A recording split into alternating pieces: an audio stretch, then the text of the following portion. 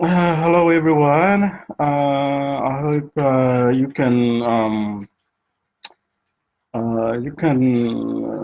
watch me wherever you are in around the world in West Papua and in around Pacific. If you can hear me clearly, just make a comment just under the comment section. Um, The reason why I want to make this video, or to go on Facebook Live,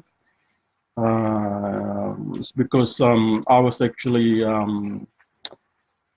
chatting uh, with a friend from Africa, and we were just trying to explain to our audience, over there in regards to the current situation in West Papua.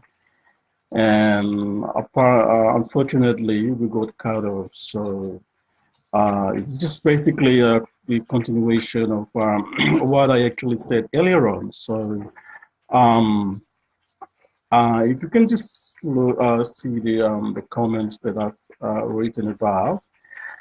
Indonesian President Joko Widodo has been to West Papua 13 times and hasn't addressed the deepening human rights situation in West Papua, and even the special autonomy law that was introduced by Indonesian government in 2001 will end in 2021. So without consulting the indigenous people of West Papua, in our leaders, the pro-independence leaders, Indonesia is basically now is trying to split the land of West Papua into new provinces. This is really against the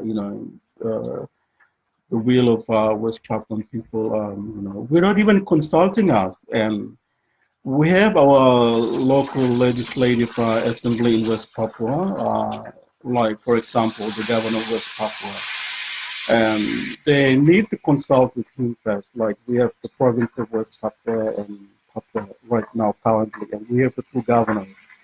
The Indonesian government hasn't consulted with them, because they will be the ones that will, um, communicate with the Papuans and basically, find out what the people want. So without even consulting the two governors, the Indonesian government is now come with a new idea, a new plan. They will further split the West Papua, into new little new provinces. So we the people of West Papua basically dislike the idea because, firstly, number one, Indonesia hasn't hasn't really addressed the current human rights situation in West Papua. I would say the worsening human rights situation in West Papua. So since Jokowi became the president of Indonesia, he promised us that he would open the access for media to go into West Papua. That never happened. It's all public, public stuff. Just to please everyone. When he was newly elected as the president of Indonesia, he was saying about trying to open access for media to go to West Papua, but that never happened until now. So we still have the blockage. The foreign media and journalists can go into West Papua freely. So, you know, every time if they want to go, they have to, go through intense or process of trying to get this, special permit. So basically, a lot of people don't go. So and that didn't happen. And he also promised that he would look into the issue of human rights, past human rights situation in West Papua. That never happened as well. And in the case of one good example is the recent case of the Pania massacre that happened in I think 2014. Um, that investigation, we don't know what's the result, what's the latest on investigation. So as far as I know, the perpetrators, the people who committed crime, hasn't been Indonesian government, especially the military, the police, they did not take this issue very seriously. So we have until now the current situation, human rights, situation in West Papua. Um, Jokowi, since he came into power, they basically, hasn't addressed all these human rights issues, and now they're trying to create, these new provinces. So this is where we are very concerned that without consulting our people, we have our elected leaders in West Papua. For example, we have Governor Lucas Enembe, and then the other one, Mandachan, I guess. Yeah. So these people, they would be the one, getting um, they would listen to the Papuan people, whether they want new provinces or not. So, um, as far as I know, the people of West Papua do not want an creation of new provinces in West Papua because, uh, the key issues that the government of Indonesia hasn't addressed is the past human rights violations. This hasn't been addressed by Indonesian government. And now they are rushing into trying to split the province when they haven't given the access for UN, United Nations Human Rights High Commission. Michelle Bachelet, has requested for access in the West Papua. I think that's uh, back in 2017 when the other guy who was in charge of UN Human Rights Commission, he requested to go to West Papua, but he wasn't given the full access. He went as far as Jakarta, met with the human rights official, I mean, the local Papuan human rights groups, and then he resigned, and then Michelle Bachelet, the new UN Human Rights Commissioner, took over. So we can see that Indonesia is kind of like just playing this only delay tactic, and then and now we've seen that they're just trying to create a new provinces in Papua. We the people of West Papua, especially the leadership, we condemn the actions of the Indonesian government, and without consulting us, without engaging in us, they they quickly come up with these ideas for creating all these provinces.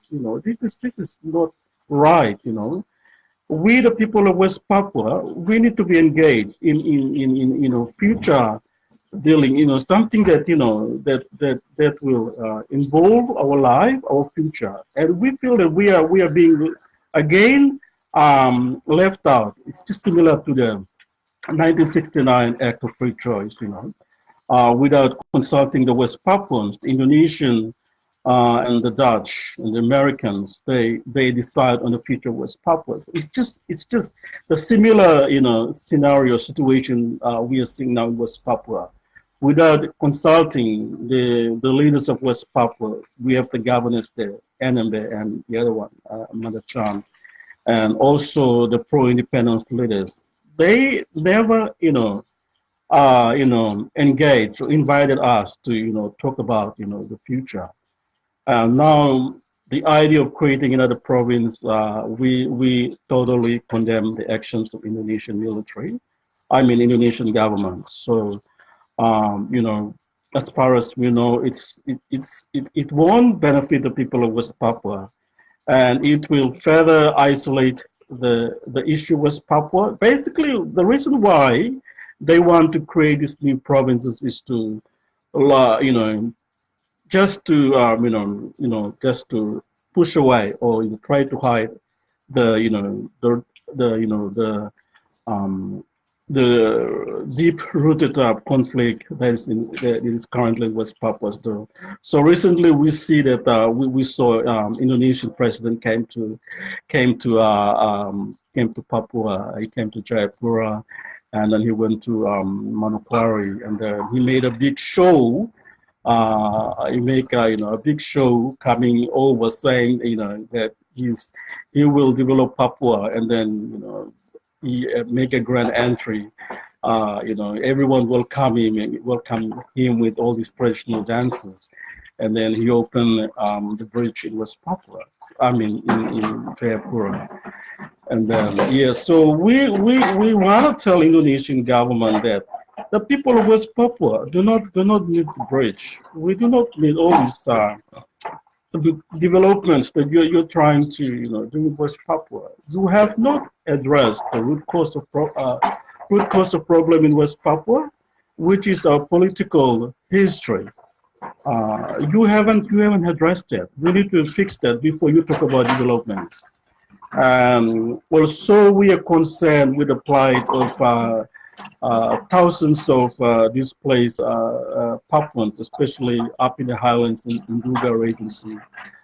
Um, the massive Indonesian military operations that were carried out since 2017, uh, 2018, when they, when they raided those villages and carried out airstrike, and then they used those, I would say, banned chemical weapons against civilians, and a lot of civilians died, and this hasn't been investigated as yet, and that is why we want UN to have access to West Papua. No, there are people that died, they are victims. Their story needs to be heard, and this hasn't been fully investigated by UN and the key stakeholders. And now Indonesia is coming up with all these delaying tactics of trying to create new provinces. So we are very concerned that Indonesia hasn't really understand what the Papuan want, our grievances, and they're trying to come up with all these temporary measures of trying to create new provinces when they haven't actually addressed the root cause of problems in West Papua. And we want the investigations into um, all these past human rights issues in West Papua, which Indonesian government, the government of Jokowi, promised that he would do that, but he never did. He failed the people of West Papua, and now he's in second term in the office, and he's now, with his current parliament, people that he nominated as part of his cabinet, you hardly see any Papuans being part of that, which I do not support the idea of Papuans being part of this cabinet, because that will only prolong our struggle. I think it's about time the West Papuan knows that Indonesia is illegally occupying West Papua, and all they're interested is on our resources and what we have in West Papua. And you will see as well that the recent elections of local members of parliament in various regencies in West Papua as well, majority of people who are being elected are not West Papuans, but migrants, Indonesians that came into West Papua. So, for example, in Merauke, I would give you a clear example in Merauke Regency. About 30 legislative, the people that were elected into the local parliament over there. Out of 30, only 5 are indigenous Papuans. So that clearly shows that Indonesia is so concerned about West Papua. They fear that if Papuans are in control, there is likely that they will maybe manipulate the system and support the pro-independence issue. So they are trying to get the people inside to to basically control West Papua. So you will see the result of the elections in West Papua, the local elections, that majority that are elected are not indigenous Papuans, they're migrants. So we are very concerned with the current trend that we are seeing now in West Papua. It seems like the Indonesian government is not serious about addressing the deepening human rights situation in West Papua, and also they haven't really addressed the plight of the over 30,000 plus indigenous Papuans who were displaced uh, during the current conflict, armed conflict between West Papua National Liberation Army and TNI, Indonesian military. And the massive military operations that were carried out in the central highlands of West Papua, in Induga Regency, a lot of uh, over 30,000 plus indigenous Papuans were displaced. There were women and children who fled into the bush, and there were mothers who gave birth to babies in the bush, in the jungle, and there were women that had complications during the childbirth, and there were cases of both mother and the child died, and there were children who got sick and died in the bush. These are the key issues that Indonesian government hasn't addressed, and we are concerned that the plight of this displaced, the indigenous, sorry, the the civilians in Duga, the displaced, internally displaced people, over 30,000 plus. Indonesian government, the government of Jokowi hasn't addressed this current situation. They actually putting all the blame on TPNPD, saying that they're separatists. Hang on, Papuans are not separatists. We own the land of West Papua. We've lived in West Papua for more for thousands of years, and this is our land. You are an illegal occupier. You're coming into our land, and then you're saying that we are separatists. Hang on. I think that is a wrong term to use against the West Papuan people. We are the colonial people. We own the land when we have every right to defend our land from parasites, from intruders who don't own the land, who are here to destroy our land, who are here to rape our land, steal our resources.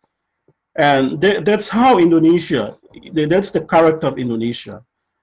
So we wanna remind Indonesian government again that you cannot develop West Papua by trying to create, you cannot improve the situation in West Papua by trying to create these new provinces, because it won't work. And we would like to ask our leaders, especially within the Pacific Island Forum, and our major regional player like Australia and New Zealand, to really engage Indonesia in some sort of have them, get them to sit down with the leaders of West Papua and to talk about the future of the territory. And as most of you would know, that the special autonomy that was introduced in 2001 will end in 2021. So we the people of West Papua, do not need another extension of the special autonomy. We do not need that. We do not need another extension of special autonomy. And after 2021, Indonesian government needs to come up with a plan to exit West Papua. He needs to leave. This is what we want. We do not like another extension of the special autonomy. What Indonesian government must now put in place a plan where it needs to leave West Papua, and maybe try to get UN involved in the future of the territory. So once again, I would just like to remind our leaders again in the Pacific that they need to have a frank and honest discussion with the government of Indonesia, because the issue with West Papua is not going to go away. It's going to stay. So The leaders will come and go, the issue of West Papua will remain. So we need to look into finding a solution, a concrete solution to the problem. We cannot just brush aside, we'll push aside the issue and, and thinking that it's going to go away. It's not going to go away until the leaders of our region, come up with a plan to, to address this issue, because it's not going to go away. So, yeah,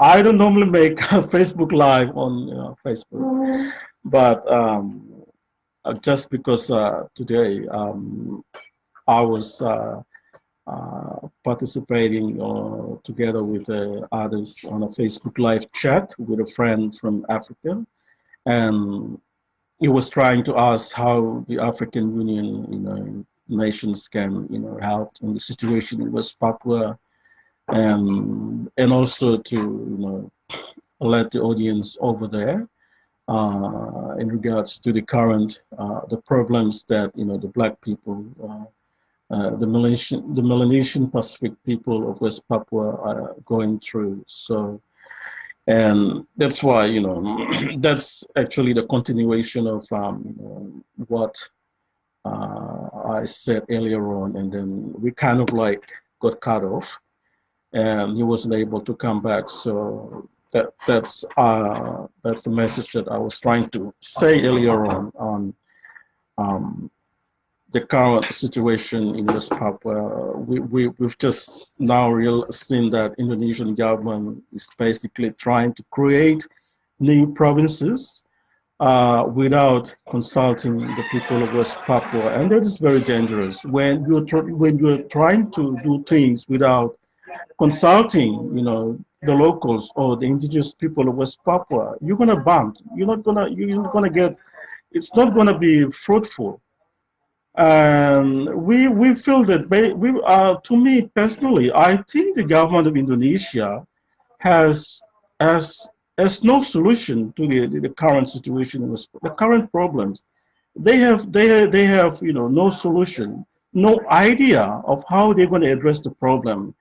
So they're coming up with all these temporary measures of trying to create new provinces, new regencies, and this is very very dangerous. It's not good for us, because when you create new provinces, new regencies, it will encourage more migrants coming into West Papua and taking over all the jobs, all the opportunities, that's going to be available for our people. So I don't think creating new provinces is a good idea.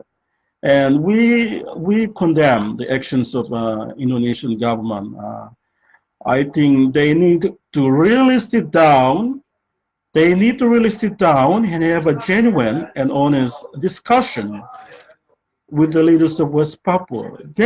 Who are the key actors in the current conflict in West Papua? It's OPM, Organisasi Papua Merdeka, or Free Papua Movement, which is the key actor in the current conflict in West Papua.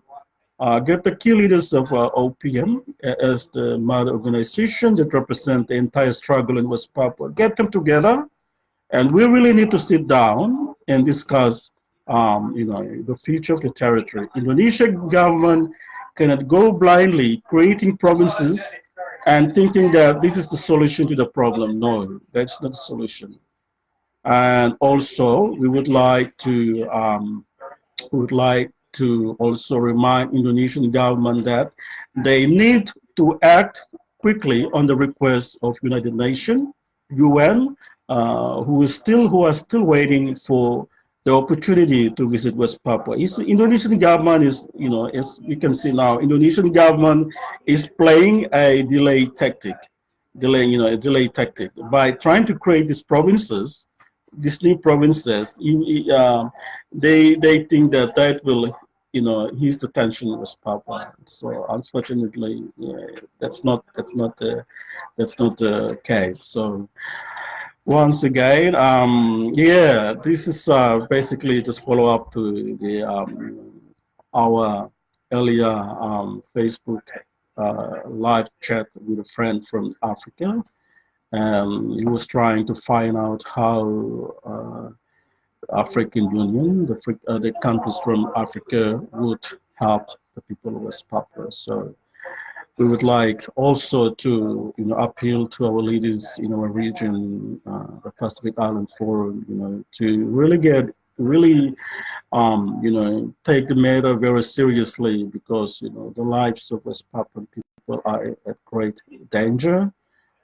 Currently, our people are not safe. We are still getting the report of people being killed, in West Papua. Like today, we got a report of, Papuan civilians that got killed in Wamena.